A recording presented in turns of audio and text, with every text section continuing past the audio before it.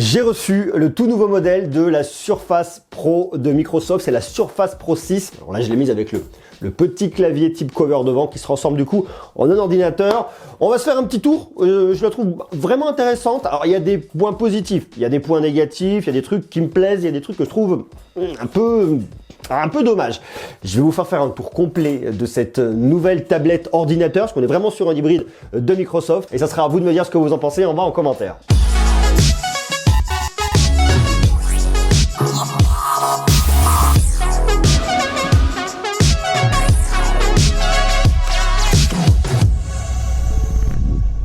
Voici la Surface Pro 6 de Microsoft. Elle est vraiment compacte. Si vous regardez comme ça, c'est quelque chose qui est assez fin. Format compact, format qui est intéressant. Alors, je vais vous montrer le côté hybride. Si vous connaissez déjà la gamme Surface, je ne vais pas forcément vous apprendre grand chose. Mais c'est un produit qui est vraiment un entre-deux, qui va être aussi bien une tablette lorsque vous allez la refermer comme ça. Elle va devenir aussi un ordinateur. Lorsque vous allez venir prendre le clavier type cover, hop, que vous positionnez comme ça devient du coup un petit ordinateur. Donc on est vraiment sur un produit qui est hybride, qui va servir aussi bien pour la productivité, qui va servir aussi bien pour le loisir. C'est vraiment un produit qui est extrêmement polyvalent et c'est ça qui fait tout l'intérêt de ce produit. Puis vous voyez déjà, ce qui frappe tout de suite, c'est qu'elle est quand même relativement fine. Alors pour une tablette, elle pourrait paraître assez grosse, mais pour une machine polyvalente de ce style-là, je la trouve plutôt bien. Pour un ordinateur, elle n'est pas très lourde. Elle fait 771 grammes dans la plus petite configuration avec l'Intel Core i5, et ça on va en reparler dans quelques instants. Ce qui est vraiment cool cette année, c'est qu'on a une nouvelle couleur, la couleur noire. Avant, on l'avait qu'en gris. Là, vous avez ce noir qui est très élégant, très efficace et très sympa. Personnellement, j'aime beaucoup. Les finitions sont vachement bien. Ça laisse traces de doigts. Enfin, il y a quelques petites traces qui restent comme ça au passage, mais c'est vraiment 3 fois rien. Petit logo que vous allez retrouver là. Bon, bouton pour l'allumer, bouton de volume, il n'y a rien de bien dingue. Les connectiques, je vais vous en parler dans quelques instants. Maintenant, il y a un truc qui fait pas forcément l'unanimité. Vous avez quand même des grandes bordures noires sur le côté. Et c'est vrai qu'alors qu'on est dans une évolution où on va plutôt sur des choses assez fines, que ce soit sur les smartphones ou sur les tablettes avec des bordures assez fines, tout de suite, ça donne un look pas hyper actuel. Et c'est peut-être un petit peu un point de regret du point de vue design, parce que sinon, le reste est vraiment top. À côté de ça, ça vous permet d'avoir la caméra ici pour venir le déverrouiller avec la reconnaissance biométrique de votre visage. Donc ça, c'est vraiment bien. Avec Windows Hello, je vais vous en parler aussi dans quelques instants. Il y a un truc que j'aime beaucoup aussi, c'est cette charnière. Je la trouve vraiment bien réussie. On a vraiment une grosse sensation de robustesse. Lorsque vous la manipulez, elle se défile pas, elle va pas glisser trop vite. Il faut vraiment aller la pousser. Vous pouvez la positionner comme vous voulez. C'est vraiment très pratique. Ça vous permet de l'avoir dans plusieurs modes. Vous pouvez l'avoir en mode un peu tablette, dans ce format-là un petit peu classique. Vous l'avez en mode studio. Vous venez la coucher comme ça lorsque vous allez venir avec un stylet. Et après, lorsque vous la relevez comme ça et que vous apportez le clavier, ça vous le met en mode ordinateur, tout simplement. Comme ça, c'est vraiment pratique. Maintenant, il y a également un point qui a été amélioré, c'est la partie de l'écran. On a toujours un écran PixelSense, c'est un écran de 12,3 pouces de diagonale avec une résolution de 2736 par 1824 pixels à 267 pixels par pouce. C'est toujours un écran tactile, c'est toujours un écran qui marche parfaitement bien. Le tactile est super, la qualité de l'écran est vraiment bien. Par contre, ce qui est nouveau là-dessus, c'est que l'écran est plus lumineux que la génération précédente. Côté performance, il tourne avec un Intel Core de 8e génération, soit un i5, soit un i7. Il y a soit 8 Go de RAM, soit 16 Go de RAM, et dans l'absolu, je trouve que c'est une machine qui est un peu plus performante que la génération d'avant. On a une amélioration des performances par rapport à la génération précédente. Après, tout dépend complètement de votre utilisation. Si vous faites tourner des logiciels qui demandent beaucoup de ressources, vous allez vous en rendre compte. Si maintenant vous êtes plus sur de la bureautique, si vous utilisez des tableurs, et si le soir vous regardez des séries, des films, vous êtes plus dans le côté multimédia, je suis pas sûr que vous vous rendiez compte de la différence. À ce moment-là, la génération précédente pourra probablement vous convenir. Et par contre, il y a un autre point qui est vachement intéressant, c'est que cette machine-là, elle est hyper silencieuse. Lorsque vous l'utilisez, je trouve pas qu'elle chauffe particulièrement, et surtout, le refroidissement, il est hyper silencieux, et ça, c'est vraiment hyper confort.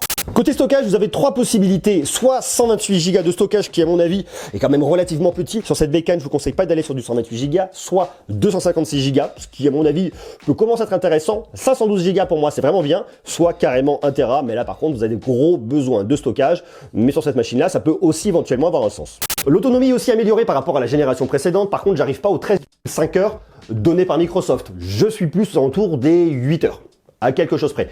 Ça va vraiment dépendre de ce que vous allez en faire, ça va dépendre de vos usages. Il va y avoir une vraie différence si vous regardez des séries ou si de l'autre côté, vous êtes sur des applications qui sont un peu plus gourmandes. L'autonomie va varier en fonction de vos usages, de vos besoins, de ce que vous allez en faire. Donc c'est toujours compliqué de vous donner un résultat, mais en tout cas ce qu'il faut vraiment savoir, c'est que l'autonomie est quand même relativement améliorée par rapport au modèle d'avant. Moi, il y a un truc sur lequel je suis pas hyper convaincu, c'est la connectique, parce que je trouve qu'il nous manque des choses qui aujourd'hui sont pourtant essentielles. Vous avez de l'USB 3, bon, pourquoi pas, c'est un peu classique. Vous avez un DisplayPort, vous avez une prise jack qui est caché de l'autre côté ici, ça c'est aussi bien.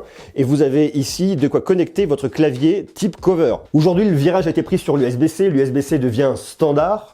Et je trouve que c'est dommage que sur une machine comme ça, qui est quand même une machine haut de gamme, on ne retrouve pas de port USB-C. Ça aurait pu avoir un sens pour venir recharger l'ordinateur. Ça pourrait avoir un sens pour le connecter à d'autres machines assez simplement. Je trouve ça un peu frustrant. On ait une prise USB un peu standard, mais qu'on n'ait pas d'USB-C sur cette machine. Je pense que ça, c'est un point qui va être amélioré sur la Surface Pro 7.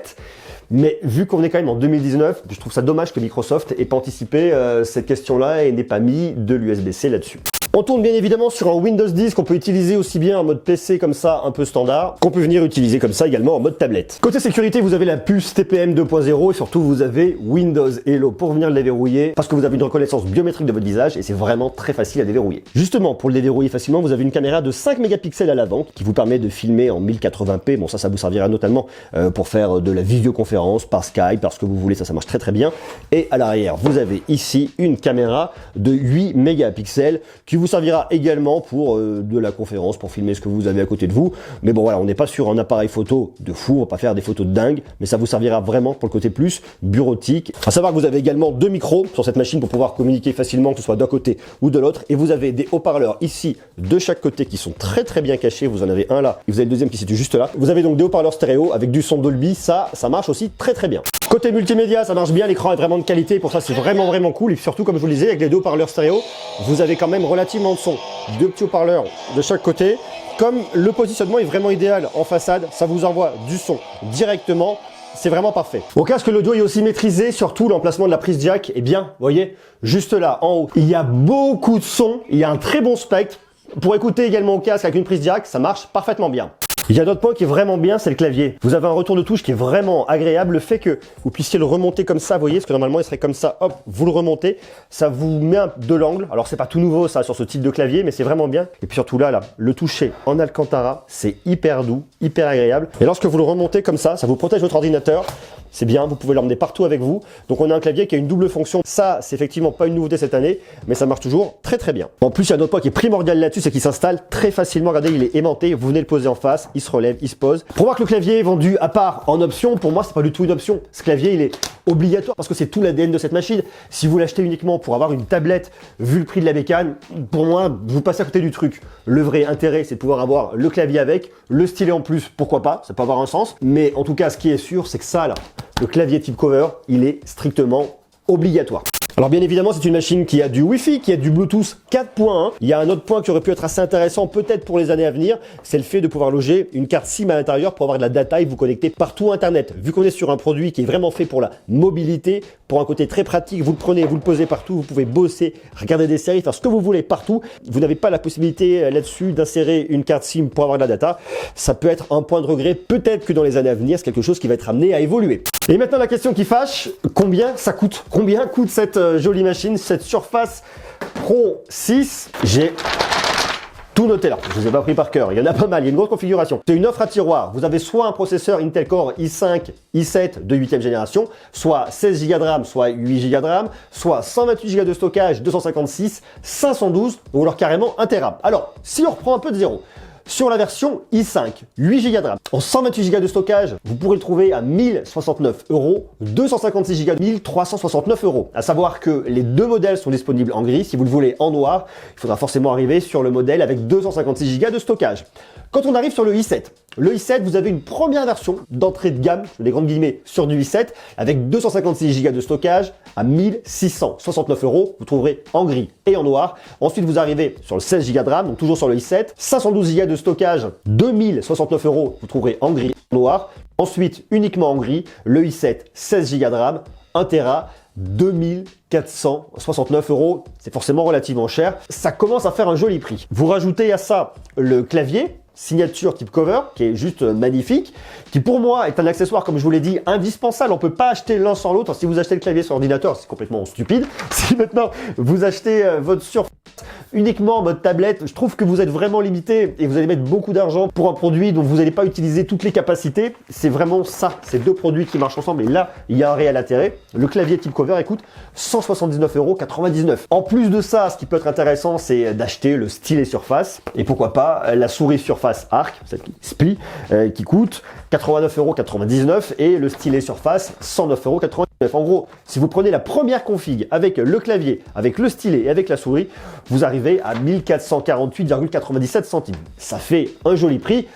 Bon, le stylet se destinera plus à des infographistes, des personnes qui vont vraiment en avoir besoin, sinon c'est tactile ou alors avec le petit trackpad pour venir naviguer, ça marche très très bien, il est vraiment très pratique à utiliser, là-dessus il n'y a absolument aucun problème. Vous êtes quand même à un peu plus de 1200 €. Voilà, donc c'est pas non plus quelque chose de pas trop cher.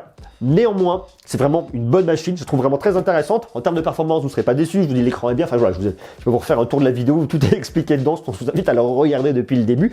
Moi, ce que j'aime vraiment là-dessus sont les finitions du produit. Je trouve que Microsoft a vraiment une très très belle gamme, et ça c'est pas nouveau sur cette gamme-là, de la Surface Pro. Ce qui est bien là, c'est qu'on a cette nouvelle couleur noire qui est toujours très sympa. On a un écran qui est un peu plus lumineux, ça c'est aussi agréable lorsque vous allez à l'extérieur et qu'il y a du soleil, c'est bien. Alors c'est pas magique, mais c'est quand même relativement bien. Les performances accrues, l'autonomie accrue, ça c'est vraiment des points qui sont vraiment très positifs. Maintenant, ce que je vais un petit peu regretter, c'est la connectique. Je vous dis, pas du USB-C. Ce que je regrette, mais qui n'est pas encore d'actualité sur ce produit, c'est le fait qu'on ne puisse pas avoir de carte SIM avec de la data lorsque vous vous déplacez. Ça, c'est vraiment un point de détail, mais j'aurais trouvé qu'il y a un sens là-dedans sur une machine où il y a quand même à plus de 1000 €. Ça aurait été bien qu'on puisse mettre une carte SIM à l'intérieur.